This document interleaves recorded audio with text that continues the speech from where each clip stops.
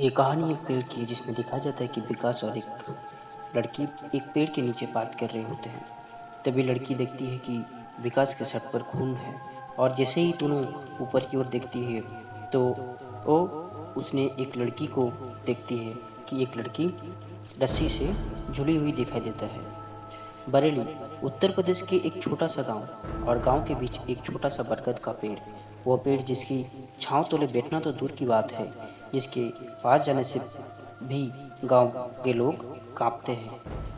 उनका मानना है कि पेड़ पर किसी भूतनी का आवास है। कुछ लोग इसे मनगढ़ंत कहानी बताते हैं। आखिर क्या है इसका सच? एक लड़का जो मांगलिक रहता है और घर में उनका शादी के लिए लड़की ढूंढ रही होती है और लड़की वाले भी आते हैं और सब मिलकर कुंडली देखते हैं।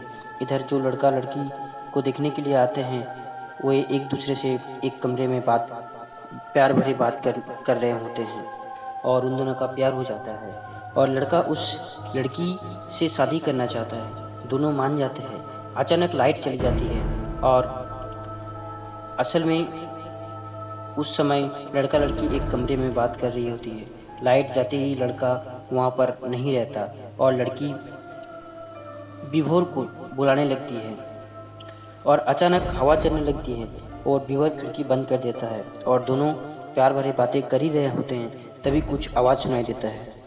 लड़का मांगलिक होने के कारण लड़की के पिता नहीं चाहते हैं कि उसकी लड़की की शादी इस घर में हो और उन लोग लड़की की जान खतरे में नहीं डालना चाहते हैं और लड़की वाले जा रहे होते हैं। तभी लड़की उनके पिता से कहती है कि वो एक दूसरे से प्रेम करती है और एक दूसरे को चाहते हैं और वो खुश रहेंगे अगर उनकी शादी हो जाए।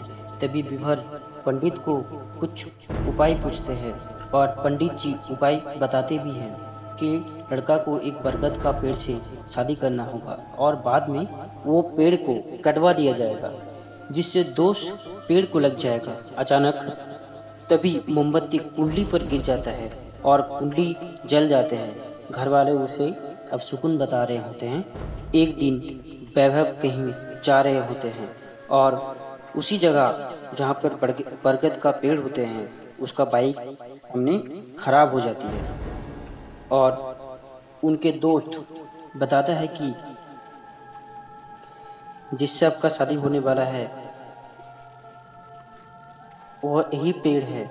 उसके दोस्त मजाक कर रहा होता है। तभी वहां से लड़का लड़की को वीडियो कॉल करता है। उस समय लड़की भी बात कर ही रही होती है और करते करते वो वही पेड़ के बारे में बता रहे होते हैं। तभी अचानक लड़की को कुछ दिखाई देता है और वो विभोर को बताती भी है। उसके बाद विभोर और उनके दोस्त वहां से चले जाते हैं। सुबह होता है। शादी के लिए उस पेड़ के नीचे मंत्र पाठ चालू होता है। तभी अचानक विभोर को कुछ आभास होता है और उस पेड़ के साथ विभोर की शादी हो जाता है। तभी इधर विभोर को का असली पत्नी को अचानक विभोर का अच्छा फोटो जो मोबाइल पे पिक्चर पे सेव रहता है वो धीरे धीरे काला दिखाई देते हैं।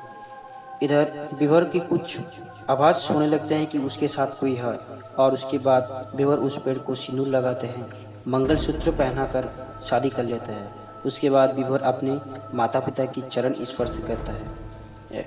तभी विभोर के पिताजी को भी अचानक लगता है कि विभोर के बाद उसके पैर कोई और भी छुआ। सब कुछ होने के बाद उन लोग घर चले जाते हैं। इधर अमृता जो कि विभोर की होने वाली पत्नी विभोर को फोन करती है और पूछते हैं कि कुछ हुआ तो नहीं।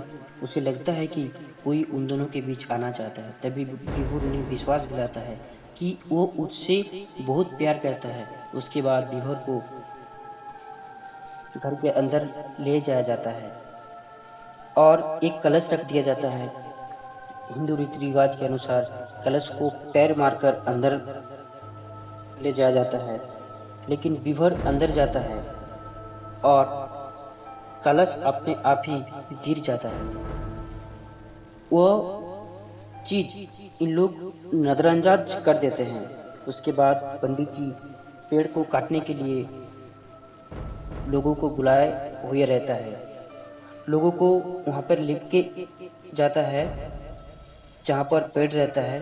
पंडित जी वहाँ पर जाकर देखता है कि पेड़ पे जो मंगलसूत्र बांधा गया था वो वहाँ से गायब रहता है, उसे नहीं मिलता।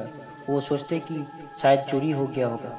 इधर पेड़ को जैसे ही काटने के लिए जाता है तो उन लोगों को कोई ठोकर मारकर गिरा देते हैं, और उन लोग जो कुल्हाड़ी पेड़ पर मारता है वहाँ से उन लोगों को खून निकला हुआ दिखाई देता है।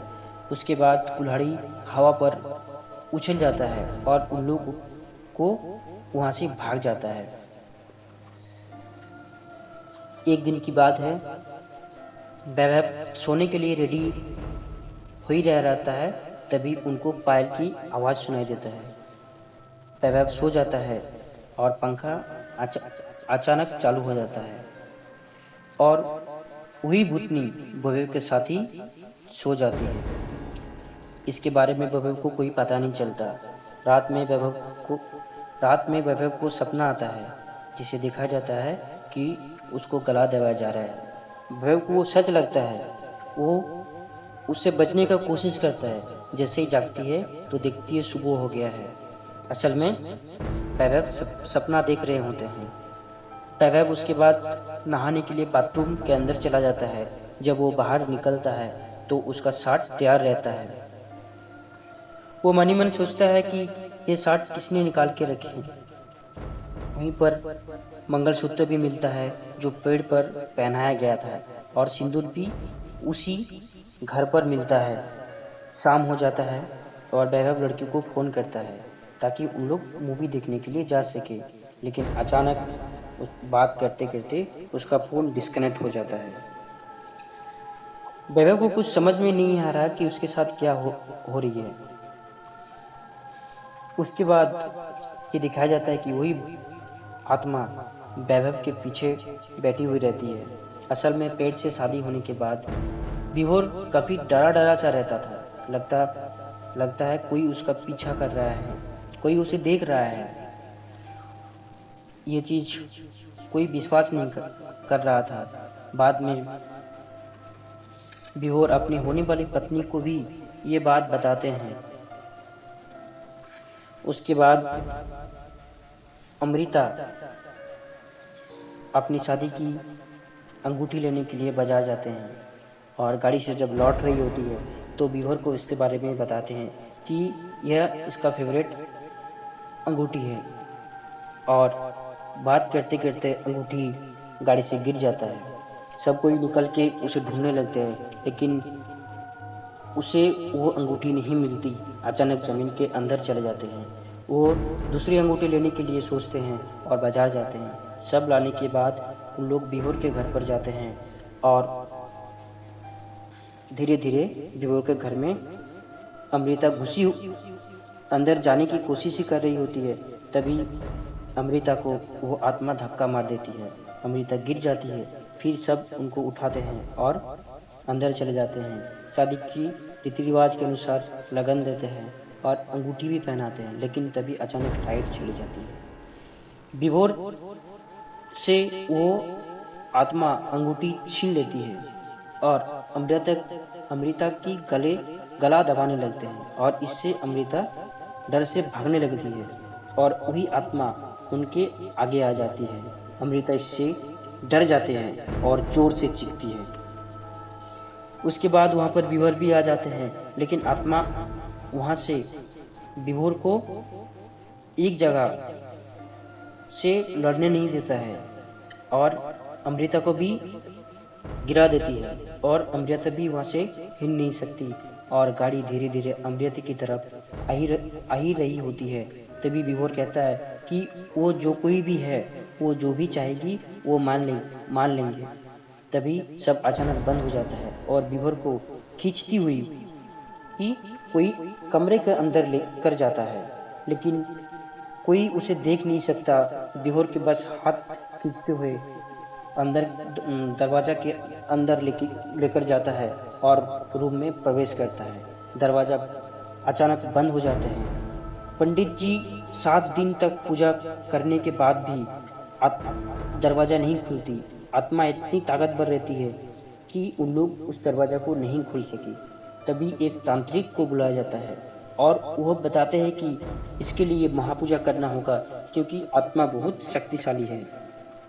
इधर कमरे के अंदर आत्मा विभोर के पास आता है। विभोर उसे पूछता है कि कौन हो तुम, क्या चाहते हो। जैसे ही वो अमृता की बात करता है कि हम अमृता से बहुत प्रेम करते हैं, तभी उसकी विभोर की गला दबाने लगते हैं। इधर अमृता के घर वाले उनकी शादी कहीं और करना चाहते हैं। विभोर को बचाने का कोई मार्ग नहीं रहता,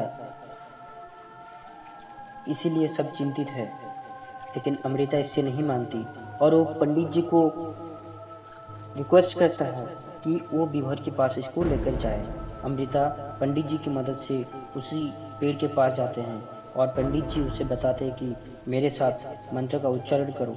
अगर कोई भी घटना इस आत्मा के साथ हुई होगी, इस पेड़ के साथ हुई होगी, तो हमें वो नजर आ जाएगी। और सब ध्यान में बैठ जाते हैं। तभी अमृता को दिख जाती है कि उस पेड़ पर एक लड़की गले में रस्सी लेकर मर गई होती है। असल में उस लड़की की शादी के दिन दहेज के कारण उसका पति ससुराल लेकर नहीं जाते और बीच रास्ते में उस लड़की को अपने घर जाने के लिए कहती है और इसी के कारण लड़की रस्सी लगाकर उसी पेड़ में अपना जान दे देती है, क्योंकि लड़की के पिताजी बहुत करीब रहती है और फिर भी अपने अनुसार वो सब कुछ दिए हुए रहते हैं। वो मरने के बाद उसी पेड़ में अपना घर बना लेती है, लेकिन वो कभी दुल्हन नहीं बन पाई थी। और मरने के बाद विभोर जब उस पेड़ से शादी कर लेते हैं तो उसका सपना पूरा हो जाते हैं और अभी वो आत्मा विभोर को अपना पति मान रहे होते हैं। अमृता विभोर के पास जाना चाहते हैं, जहाँ विभोर एक घर में कैद रहता है और वो चली भी जाती है। पंडित जी गुरुजी को बुलाने का फैसला करता है और महायज्ञ करने के लिए पेड़ को नष्ट करना चाहते हैं। सोचते हैं कि पंडित जी अमृता को बताते हैं कि अगर वो एक बार घर में अंदर जाती है तो कुछ भी हो सकती है, और अमृता चली जाती है। जैसे ही वो घर पर प्रवेश करती है, दरवाजा अचानक बंद हो जाते हैं। तभी आत्मा उसे मारने लगते हैं और वो एक दरवाजा के पास जाकर बेहोश हो जाती है। इधर तांत्रिक महायज्ञ शुरू करता है। कुछ देर बाद अमृता का ज्ञान आता है। अमृता बताता है कि मैं तुम्हारे लिए आया हूँ, तुम्हें मेरी बात सुनने होंगे। आत्मा नहीं सुनती और वो अमृता पर चोट पहुंचा रही होती है। वो कहती है कि उसको मारने से विभोर तुम्हें नहीं अपनाएगा। वो आत्मा को कहते हैं कि तुम गलत कर रही हो। आत्मा को अमृता कहते हैं कि वो गुस्सा तुम्हारे पति के ऊपर है। तभी आत्मा अमृता के ऊपर हमला भी करती है। अमृता जल्दी से दरवाजा खोलती है और उनके पति को अंदर ले आता है और कहते हैं कि इसे उसके सजा मिल चुकी है। इधर तांत्रिक महायज्ञ करता रहता है। इधर आत्मा की पति उससे माफी मांगता है और कहते हैं कि मुझसे बहुत बड़ी गलती हो गई है, मुझे माफ कर दो। मुझे ऐसा रोग हो चुकी है जिसका कोई इलाज नहीं है, मैं मर जाऊंगा, मेरा परिवार सब खत्म हो चुके हैं, मुझे माफ कर दो। और आत्मा उसके पति पर हमला करता है, उसका गले दबा कर रखता है। इधर तांत्रिक महायज्ञ करने के बाद जैसे ही पेड़ पर कुल्हाड़ी मारता है, इधर आत्मा चिल्लाने लगते हैं, उसे चोट लगता है और आत्मा का धीरे धीरे मुक्ति मिल जाता है। उसके बाद विभोर और अमृता दोनों खुश रहते हैं। अमृता विभोर को बचा लेती है और वो सुखी जीवन बिताते हैं।